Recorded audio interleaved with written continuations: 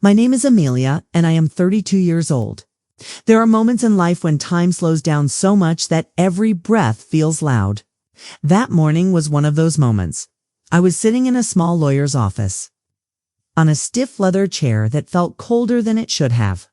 The walls were covered with framed certificates, all perfectly straight, like nothing bad had ever happened in that room. But something bad was happening. I could feel it in my chest. My hands were folded in my lap, shaking just enough that I had to press them together to stay still. Across from me sat my younger brother, Jason. He looked calm. To calm, his leg bounced slightly, not from nerves, but from impatience.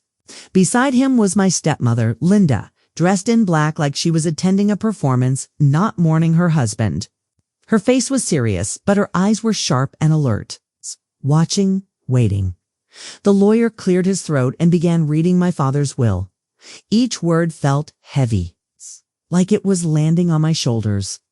My father's name, his signature, the date. My heart beats faster with every sentence. I stared at the edge of the desk, afraid that if I looked up, my face would give away everything I was feeling. Then the words came. All primary assets shall be inherited by Jason Carter. The room went quiet. For a second, I didn't breathe. I felt something crack inside me, slow and painful, like ice breaking under weight. My ears rang. I could hear my own heartbeat, loud and uneven. Jason let out a small breath and leaned back in his chair. Linda's lips pressed together, just enough to hide her smile. I didn't need to look at them to know what they were thinking. I had lost. People always say you will feel anger first, or sadness, or shock. But what I felt was something worse. Humiliation. I had taken care of my father. I had sat beside his hospital bed. I had held his hand when he was too weak to lift a glass of water. And now in this quiet room, it was like none of that mattered. I could feel eyes on me, pity, judgment, maybe even satisfaction. Someone shifted in their chair. The lawyer paused, waiting for a reaction, but I didn't cry. I didn't speak. Instead, I smiled. It wasn't a big smile, just a small, calm one, the kind that surprises even you when it appears. My brother noticed it first. His eyebrows pulled together, confused. Linda glanced at me, her eyes narrowing, as if she suddenly felt uncomfortable. I slowly lifted my head and met the lawyer's eyes. My voice didn't shake when I spoke. "Excuse me?" I said gently. "Before you continue, may I ask you something?" The room felt even smaller now. Everyone was watching me, and in that moment, while they all believed I had lost everything, I knew the truth. This was not the end. It was the beginning. People think betrayal always comes suddenly, like a slap you don't see coming. But for me, it was slow, quiet. It crept into my life over years. Wearing the face of family, my father, Richard Carter, was not a bad man. He was just distant. He worked long hours, built his business from nothing, and believed providing money was the same as providing love. When my mother died, I was 16. After that, our house felt empty, like the air itself had gone thin. My father didn't know how to talk about grief. So he buried himself in work, and I learned how to survive on my own. Then Linda came into our lives. At first, she was warm. She cooked meals. She asked questions. She called me sweetheart, wanted to believe in her. I needed to believe in her. But slowly, things changed. Her kindness had limits. Her smiles had conditions. And her love was always directed somewhere else. Toward my brother, Jason. Jason was 5 years younger than me. He had my father's charm and none of his patience. Growing up, he was forgiven for everything. Missed school, bad grades, angry words. He's just young, they would say. Even when he became an adult, nothing changed. Jason failed forward while I learned to carry weight. When my father got sick, everything became clear. I moved back home without hesitation. I canceled trips. I turned down promotions. I drove him to doctor appointments, waited in cold hallways, learned medical words I never wanted to know. At night, when the pain was bad, he would call my name, not Jason's. Mine. Linda was there too, but only when it was convenient. Jason visited when it made him look good. They always left early. Still, I told myself it didn't matter. I wasn't doing it for a reward. But there were moments that hurt more than I expected, like when Linda would speak for my father while he sat right there, or when Jason suddenly had opinions about finances he never cared about before, or when I was told gently but firmly to let the adults handle things. I was 32 years old. I started noticing doors closing, conversations stopping when I entered rooms, papers moved, drawers locked. Linda began choosing lawyers and advisors without telling me. When I asked questions, she smiled and said, "Don't worry, Amelia. Your father has it under control." But my father was tired, weak, fading. One evening near the end, he asked me to sit with him alone. His voice was barely above a whisper. "Amelia," he said, "you've always been strong." I smiled, even though my chest hurt. He squeezed my hand with what little strength he had left and added, "Promise me you'll make sure everything is handled properly." I promised. At the time, I didn't understand what he meant. Now I know. That promise was not about money. It was about truth. And unknowingly, that night, my father gave me something far more powerful than an inheritance. He gave me a warning. After my father died, the house didn't feel like a home anymore. It felt like a place I was slowly being erased from. Linda moved through the rooms like she owned not just the walls, but the past itself. She reorganized everything within days. Family photos disappeared. Drawers were cleaned out. Papers were boxed and locked away. It was like she was rewriting our story and I was no longer part of it. Jason changed too. He started showing up more, sitting in my father's old chair, talking loudly about future plans and what Dad would have wanted. He spoke with confidence, like he had earned the right. Sometimes he looked at me with something close to guilt, but it never lasted long. Guilt requires courage. Jason didn't have that. I tried to talk to them calmly, respectfully, every time. "Amelia, you're emotional right now?" Linda would say softly. "Amelia, this isn't your responsibility," Jason added once. Without even looking at me, that was when I realized something. It's important. They didn't see me as a threat, and that was my advantage. I stopped asking questions. I stopped pushing. I let them believe I was tired, grieving, and defeated. But inside was watching everything. I noticed Linda making phone calls late at night. I noticed new legal folders I had never seen before. I noticed Jason suddenly wearing confidence that didn't belong to him yet. And most of all, I noticed how quickly they wanted everything finished. The will, the paperwork. The closure. Too quickly. One afternoon, while clearing out old boxes in the garage, I found something they had missed. A small envelope taped behind a filing cabinet. Inside were copies of medical documents and handwritten notes in my father's familiar. Careful writing. My hands trembled as I read them. Dates, names, concerns, and one sentence that made my heart stop. "If anything changes while I'm unwell, Amelia must be informed." I sat on the cold concrete floor for a long time after that, crying quietly, not from sadness, but from clarity.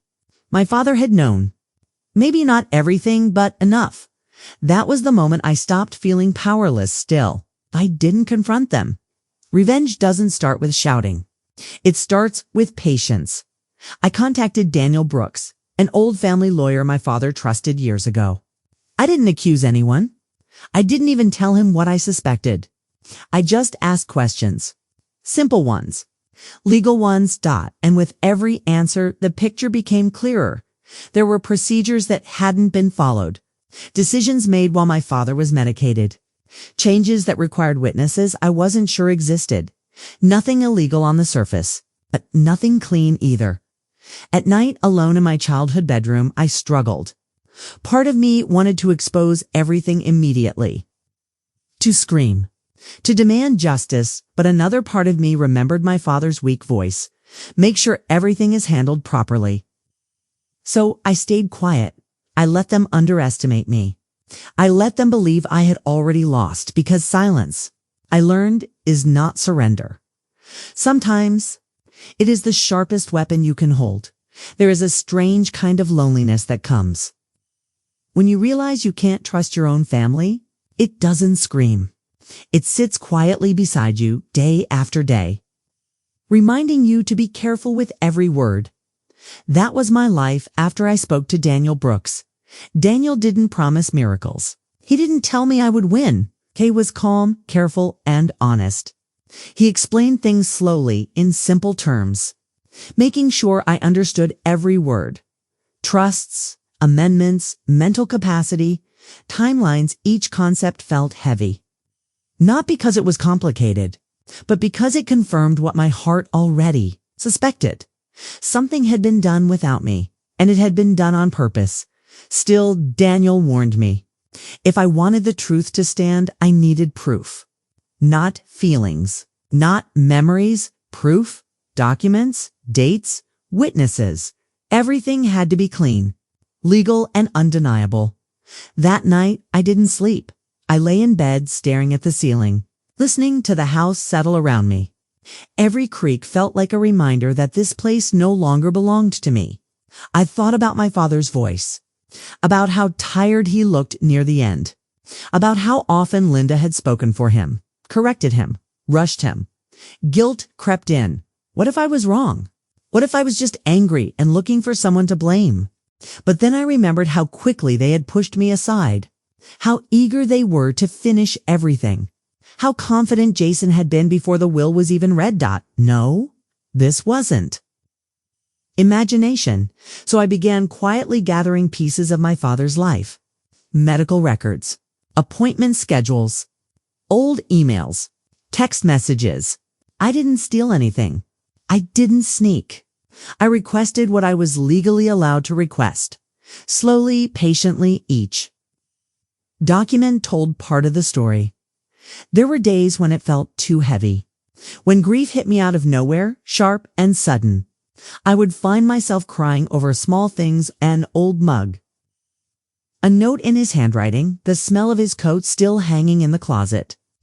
During those moments, revenge felt ugly, unnecessary, but then reality returned.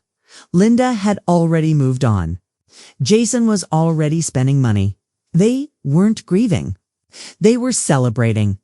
The turning point came when Daniel called me one afternoon and asked me to come in. His voice was different. More serious, he placed a folder in front of me and said, "Your father signed an addendum months before he passed. It was sealed, not voided."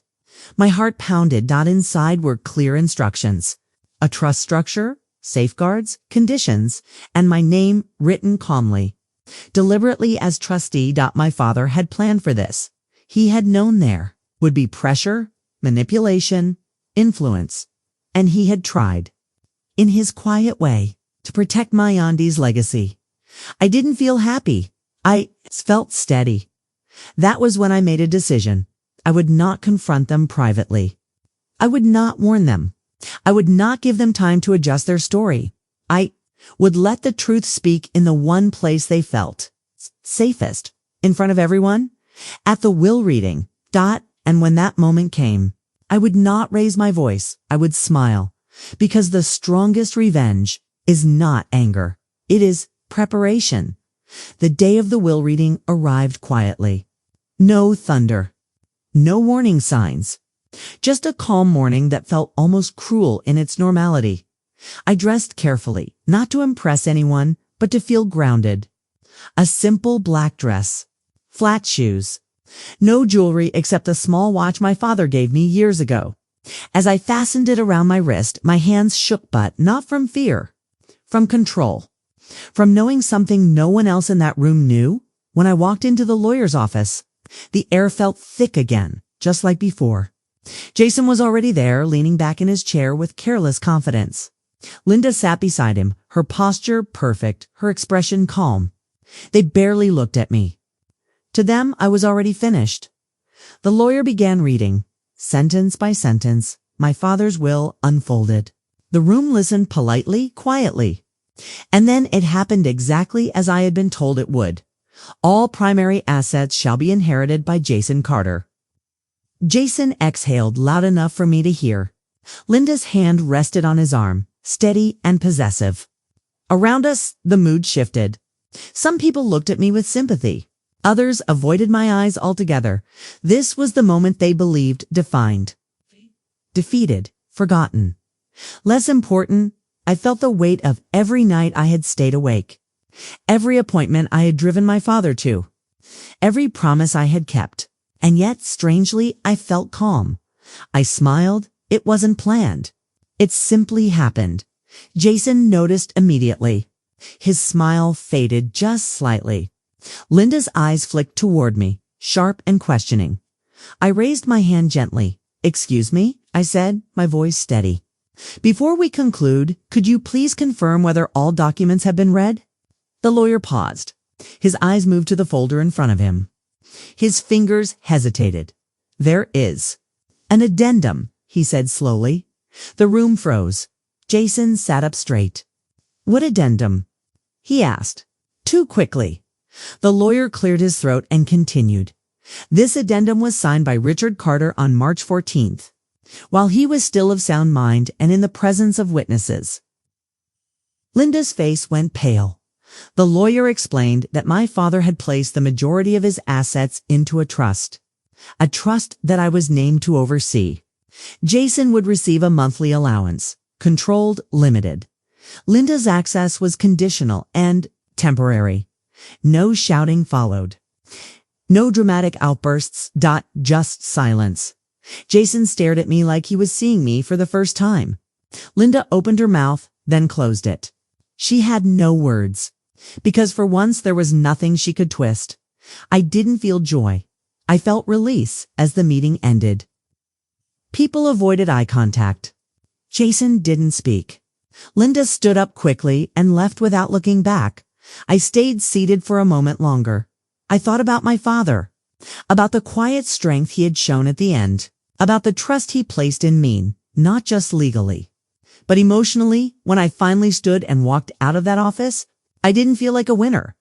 I felt like myself again. And for the first time since his death, I knew this chapter was finally closing. The days after the will reading were strangely quiet. No phone calls, no messages, no apologies. Jason disappeared from my life as easily as he had avoided responsibility. Linda sent one short email through her lawyer, cold, formal, and empty. It spoke of misunderstandings and unfortunate outcomes. I didn't reply. There was nothing left to explain. For a long time, I thought winning would feel louder, like relief mixed with triumph, like justice served in a clean, satisfying way. But real closure doesn't shout. It settles. I went back to my childhood home one last time before it was sold. The rooms were mostly empty now. Sunlight fell through bare windows, touching the floors where memories still lived. I walked slowly, letting myself feel everything I had avoided.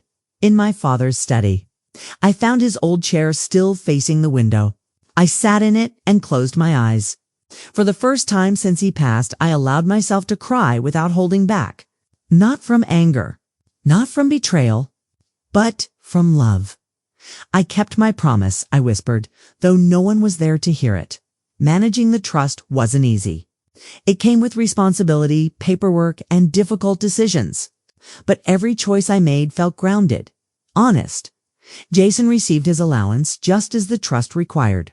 Nothing more, nothing less. I didn't punish him. I didn't save him either.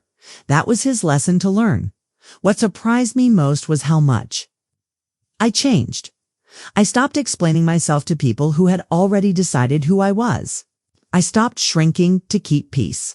I learned that strength doesn't need permission, and it doesn't always look like anger. Sometimes, strength looks like patience, like silence, like waiting until the truth can no longer be ignored. I also learned something painful but necessary.